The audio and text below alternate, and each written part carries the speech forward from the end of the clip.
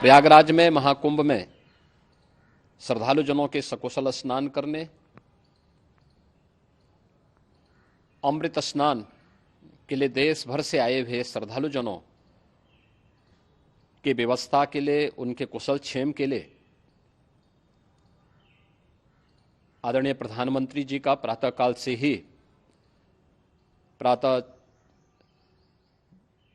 से ही उनके लगभग 4 बार प्रधानमंत्री जी ने हालचाल लिया है। माननीय गृह मंत्री जी ने,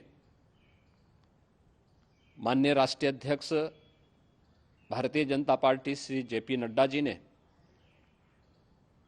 माननीय गृह मंत्री श्री अमित शाह जी ने भी, और प्रदेश की माननीय राज्यपाल श्रीमती आनंदीबेन पटेल जी ने भी लगातार जानकारी लेकर के सभी के कुशल क्षेम और सकुशल स्नान कराने के बारे में निरंतर रिपोर्ट ले रहे हैं।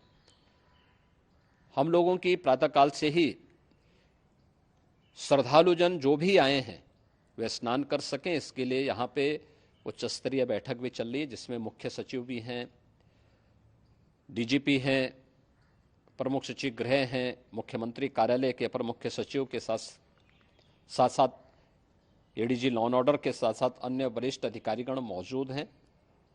प्रयागराज में हालात वर्तमान में नियंत्रण में हैं, लेकिन भीड़ का दबाव बहुत बना हुआ है।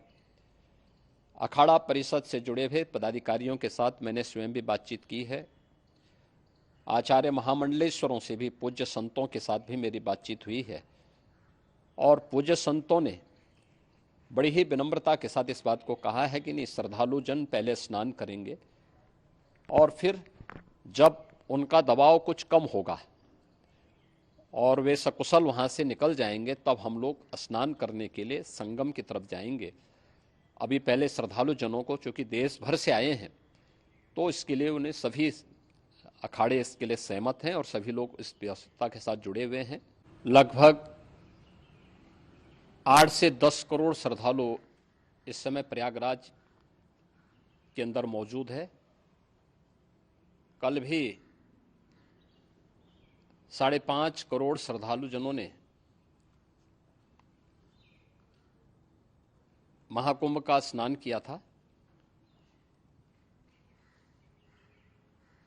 ये जो भारी दबाव श्रद्धालु जनों के कारण और श्रद्धालुओं के संगम नोच पर जाने के कारण वहाँ पर एक बना हुआ है, लेकिन पूरा प्रशासन मौके पे वहाँ मौजूद है। रात्रि को 1 से 2 बजे के बीच में अखाड़ा मार्ग पर, जहाँ पे अखाड़ों के अमृत स्नान के दृश्य से बैरिकेड्स भी किए गए थे, तो बैरिकेड्स को फांद करके आने में कुछ श्रद्धालु गंभीर रूप से घायल हुए हैं। उन्हें तत्काल हॉस्पिटल में पहुंचा करके उपचार आदि की व्यवस्था उनके लिए की गई है। उनमें से कुछ श्रद्धालु गंभीर रूप से घायल हैं। लगातार प्रशासन स्थानीय स्तर पर श्रद्धालुओं की सकुशल स्नान कराने के दृष्टि से रात्रि को कल सायंकाल 6:30-7 बजे से ही मौनी अमावस्या का मुहूर्त प्रारंभ होने के बाद से ही लगातार लगा हुआ है। संगम नोच पर, अखाड़ा मार्ग पर, नागवासुकी मार्ग पर लगातार दबाव बना हुआ है, और वहाँ पर श्रद्धालु जनों की सुविधा के लिए भी हर प्रकार की वहाँ पर प्रशासन पूरी मुस्तैदी के साथ लगा हुआ है।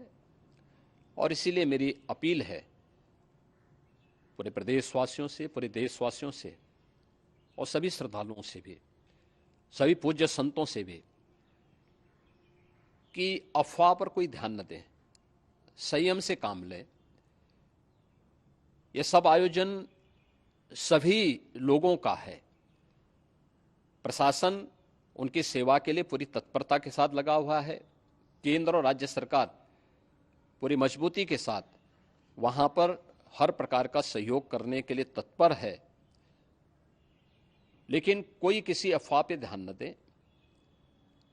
कोई भी व्यक्ति नकारात्मक अफवाह फैलाने का प्रयास करेगा, उस प्रकार से नुकसान हो सकता है। और जहां पर हैं आप, लगभग 15 से 20 किलोमीटर के दायरे में अस्थायी घाट बनाए गए हैं। उसमें कहीं भी वे स्नान कर सकते हैं।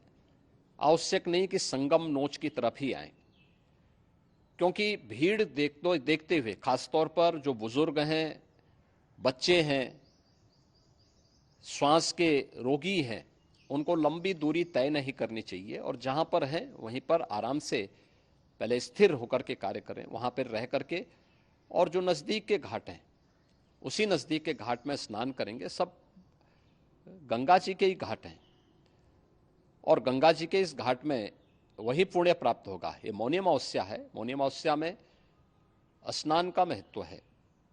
संगम में स्नान का दबाव बहुत ज़्यादा है, इसलिए सभी लोग अगर वहाँ पे इसमें अपना सहयोग करेंगे तो सकुशल हम सभी श्रद्धालु जनों को वहाँ पर स्नान करने में सफल होंगे और फिर इसके उपरांत अमृत स्नान के लिए पूज्य संतों से भी, अखाड़ों से भी हम लोग अनुरोध करेंगे